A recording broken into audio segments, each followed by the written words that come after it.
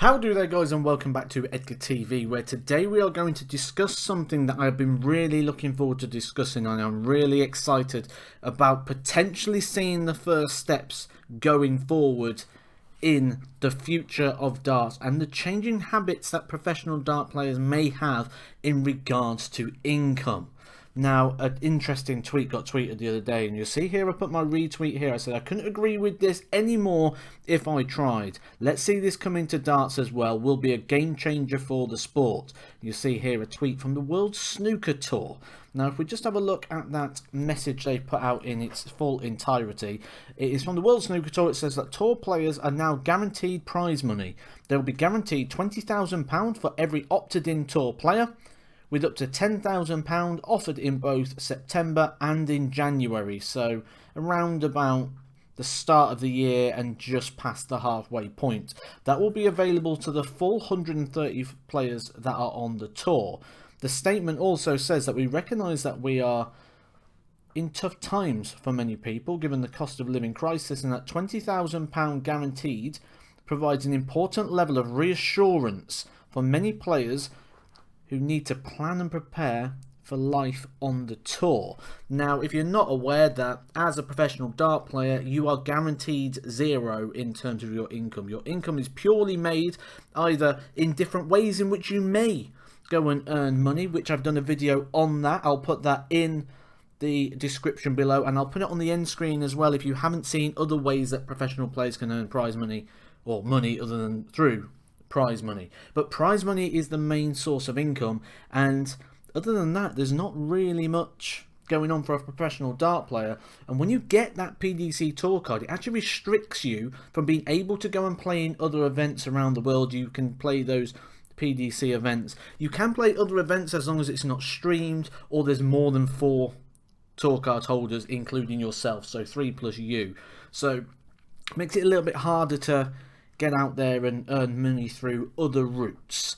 Now, what this does, when we look at things such as the cost of living crisis, when we look at the bills going up for everybody, that actually we may be coming to a point where now we need some reassurances. If we take a look at the yearly prize money, so this is your 2-year PDC ranking system, and you'll see it doesn't really affect those top players. If we look at the top 32, for example, Ross Smith would still be on a guaranteed, well, it's not guaranteed, but Ross Smith is on £80,000 a year, for example, in 30-second space there on £160,000. It's when we start looking a little bit further down and we get towards the top 64. Now, we've got to remember, being in the PDC, you're in the elite 128 players in the world to begin with, but then when you're talking about being in the middle ranks of that, being number 64 in the world is a very big place. Someone like Jeff Smith here, you see on 62,250, means he's on £31,000 a year. Now, that's not a guaranteed £31,000 a year. And with that as well, all of his expenses and travel's got to come off of that as well. And if you want to see some information on what it sort of costs for a year on the tour, again, I will put that video in the description below, because I basically got my tax return for the year and I put down what it would be for me and my income and expenditure for that year. So another video that you might be interested to see. So actually, out of that £62,000 for being number 64 in the world, we could probably say he's only really making around about 48 to 45 in terms of the prize money, which is actually just a little bit under the actual national average now for a yearly salary. And the big thing is that's not guaranteed. A lot of that income will be heavily inflated through World Championship qualification, which happens at the back end of the year. So if we look at some of the periods of time, such as we look at the calendar and we'll say like there might be an event in June, but then there might only be one Pro Tour between June and the end of September. If you're not in those European tours, it's a long time that you're not able to go out and physically earn, because there's no events and no things happening. Then when that event comes around in September, are you under that much pressure that you need to be winning games, or are you working alongside this as well, which means then we don't get professional players who haven't got the time to be able to practice and commit to that. So this causes a load of problems. I get it in the school of hard knocks, where everyone's going to say, well, if you don't win, should you not get something? But you have won. You've won a tour card. You've got that professional status. So, like I put out in that tweet, I couldn't agree with this anymore, and I'd love to see this come into darts. Do I think it will come into darts? Yes. Yes, I do.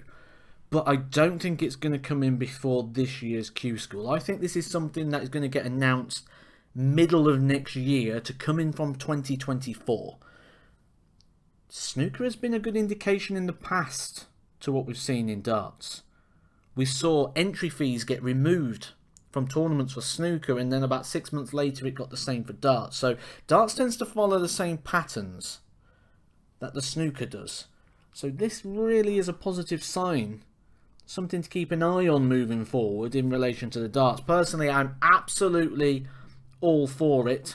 Like I say, I will put those videos in the bottom if you want to dig a little bit deeper. Also, comment section below. What is your take on this? Where's the general vibe? Should professional players be given that guarantee? Because you go to Q School, you qualify, and actually the first thing you're presented with as a professional dart player is an invoice.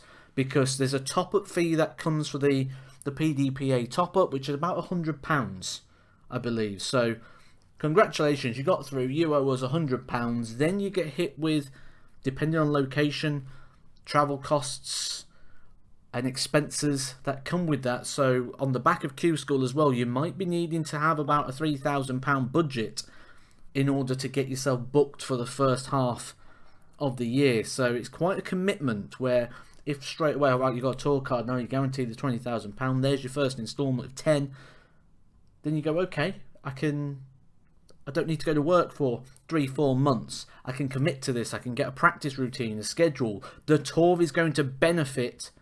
Darts is going to benefit. And the depth of darts is going to benefit as well all the way through the system. Like I say, comment section for your comments.